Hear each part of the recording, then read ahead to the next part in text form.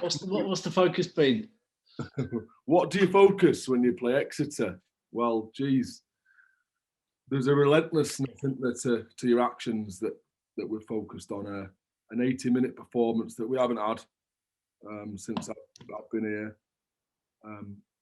And with that, you know, the physical nature of everything you do, which is as bread and butter with Sale, but nowhere is that more important than against an Exeter team. So, yeah, we've looked at how we're able to stay in it for 80, and then through our actions, how we're able to stay physical for 80 as well.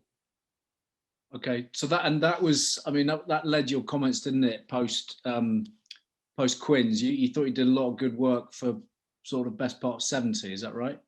Yeah, you know, yeah, that was my feelings, because I thought we had the upper hand in 25 minutes. A lot of the game plan was working, and we had a lot of territory, which in the modern game is how you win the game, innit? Not possession, but territory. And then we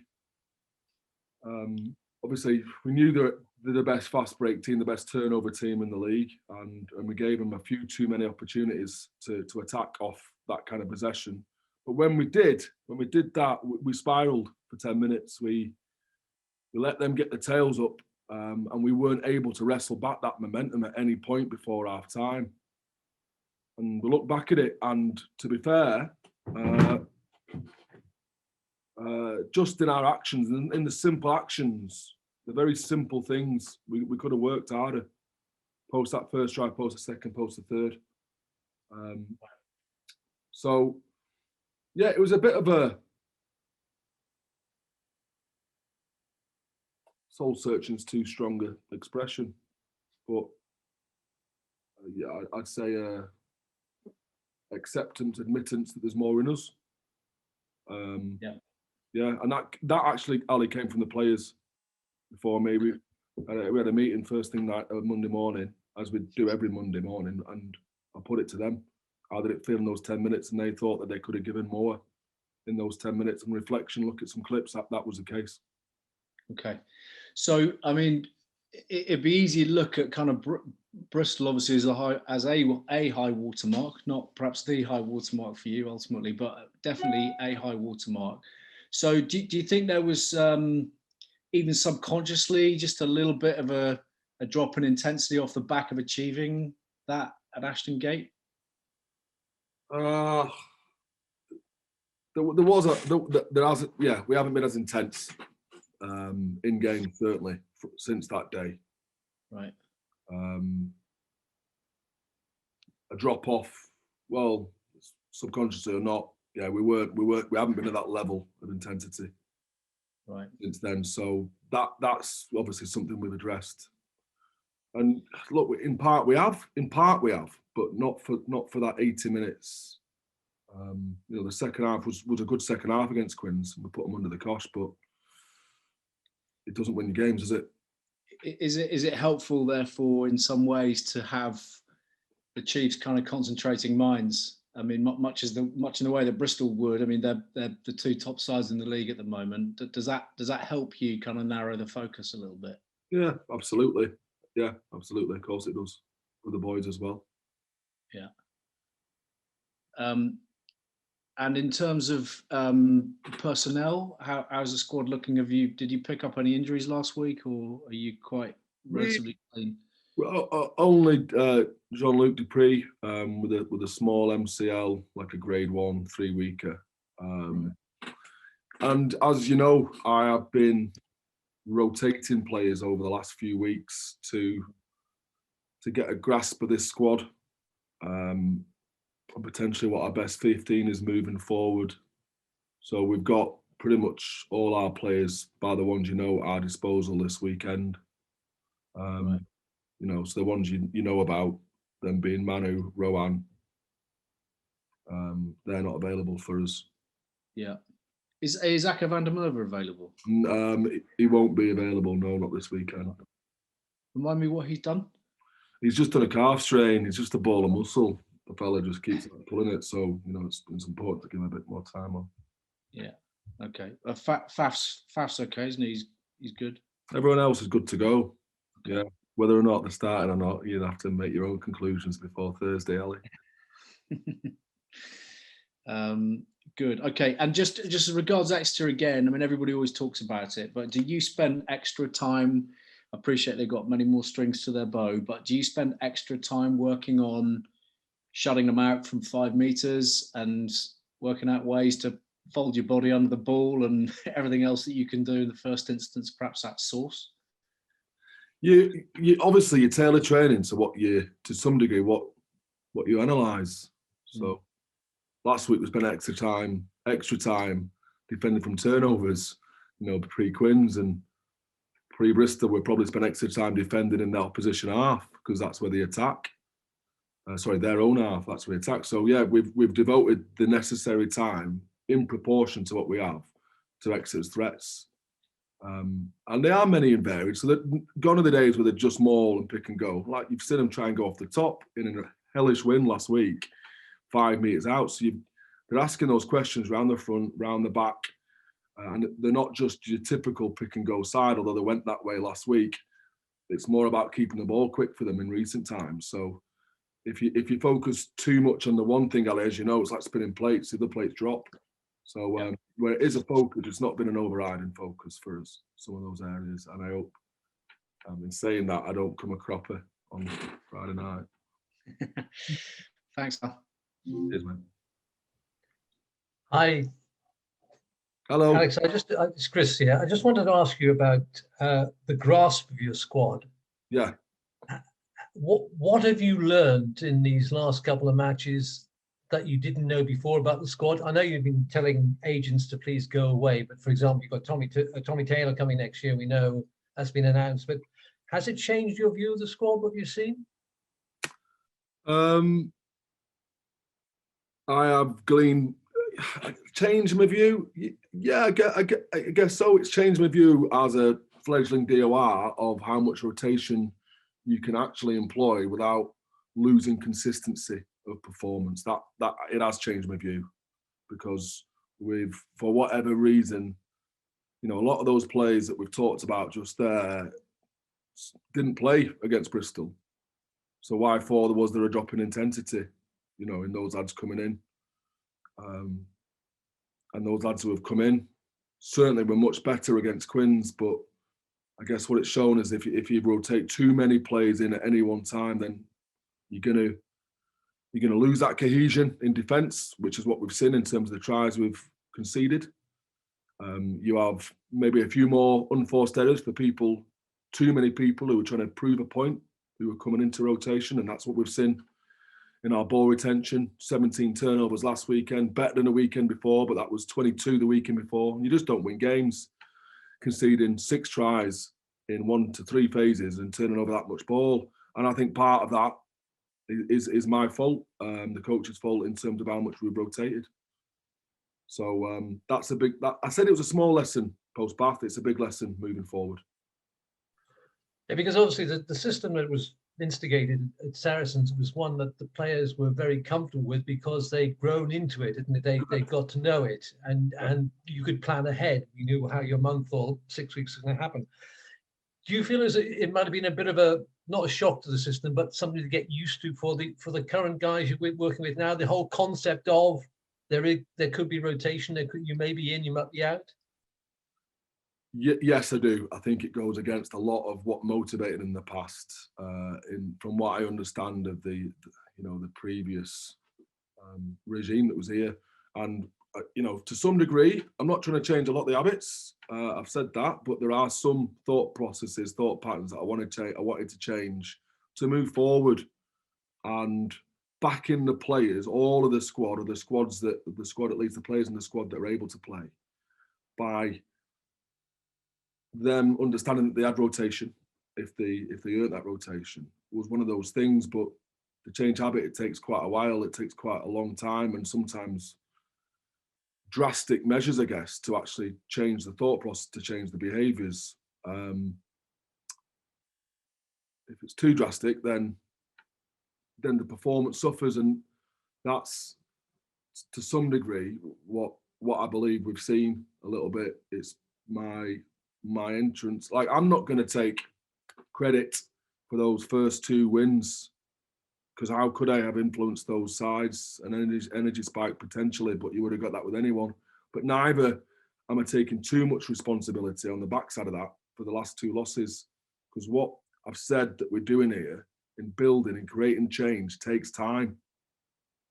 Any real lasting change takes time. So we're still in that process of shifting and changing.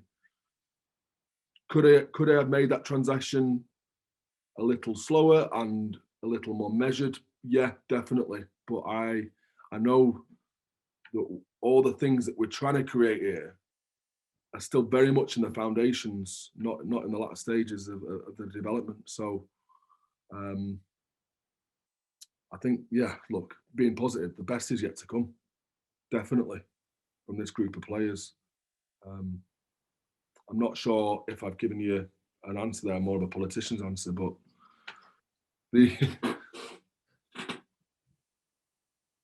Yeah, but what you're pointing out is that it's an evolution for the squad's mentality, but also it's an evolution for you in terms of what you can ask them to do.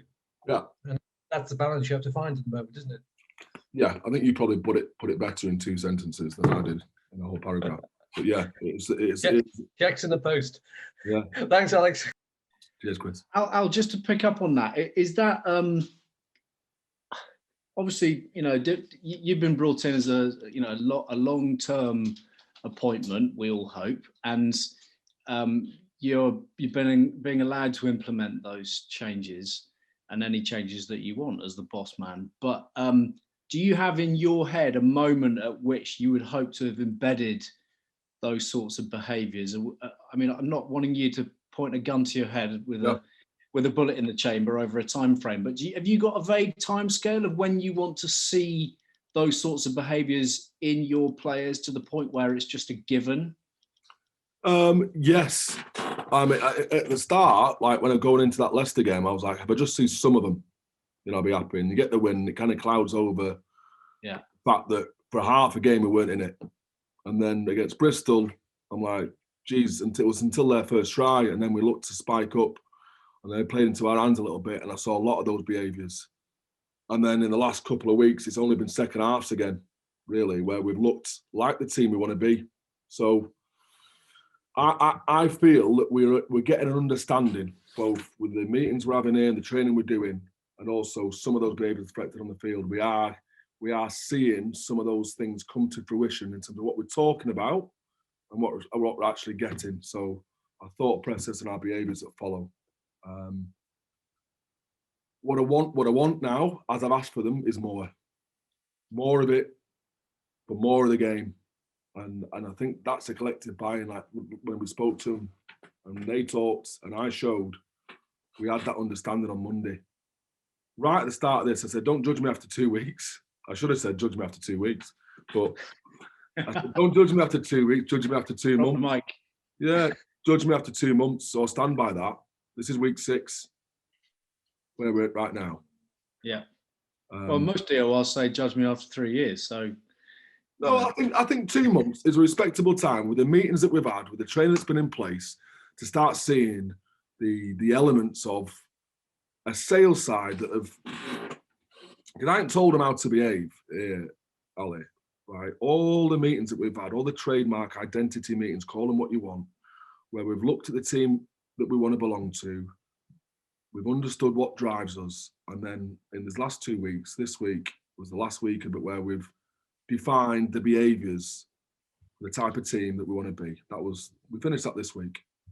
And it's only till you get to that end of that process, and that was a 6-week process, before we can start living up to those words, or at least understanding what they are, how they look, and then living up to them.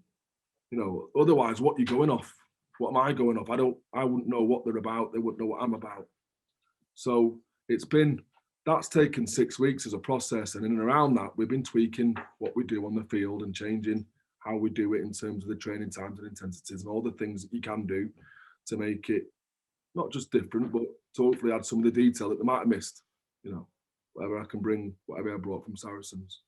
So it's only around now, at this point, am I able, not to hold them accountable, because it's not on me again. If they're looking for extrinsic motivation from me to hold them accountable for their words, then they're missing the point. It's to hold themselves accountable for the type of team they want to be, to the behaviours that they talked about they wanted to fulfil. But they've said it now. They've had those conversations. We've seen them up on a 12-foot screen. And I'll show them again tomorrow. We've got a meeting tomorrow. I'll show them again because then it's their words. And there's power in that. There's power in the conversations they've had, in the process they've had. And then in seeing those words come to fruition, it reinforces the culture that they want to create and that I'm facilitating. And obviously I add my spice. No, obviously I will, because if the boss eats bananas, you eat bananas, you know, but I haven't led these meetings. I haven't said, think this way. I've been very happy with what they've come about. And I'm sure at some point in the future, those things will become obvious to everyone else because they're going to brand the club up with it. But for now, it's our information. It's for us to keep, for us to act on. Cool. Thanks. Cheers, Ali. Alex, I'm here at Rugby Pass. Your old pal Jim Hamilton there mentioned that, like, and you've addressed it there about, like, once you come in, there would naturally be a bounce, and then it would fade away, and then you get down to brass tacks, so to speak. I'm just wondering, with you yourself, the bounce of taking over a new job and enjoying the first few weeks of all that. I'm just wondering, where are you now with your energy levels, given it's been a difficult couple of weeks results-wise? What picks you up? What keeps you going? Where is your energy level and intensity at the moment now? Given you've such a big workload on, it's a different sort of job you're doing. Thanks for asking me. It is Tuesday. You know, worst day of the week, isn't it? And it's probably our longest, hardest day after a pretty tough weekend. So you're never going to find me at a lower ebb than I am right now, quite honestly. And I don't feel that low. So I'm still enjoying it. But as I said after the game, you know, it's the losing. If you can't handle losing, then you're in the wrong job to a degree, because it puts everything else in contrast. It makes the winning seem that bit better, or it gives winning context, you know, success context. Was handling losing a bit different compared to, say, when you might have lost a game with Saracens, given you were part of a collective there, whereas now you are the figurehead there at Sale? Did you take it differently in any shape or form? I guess the trick is not to, isn't it? I mean, that's how. If it were just about me, then God, what a narcissistic, egotistical world you'd live in. You know what I mean? Like, Christ.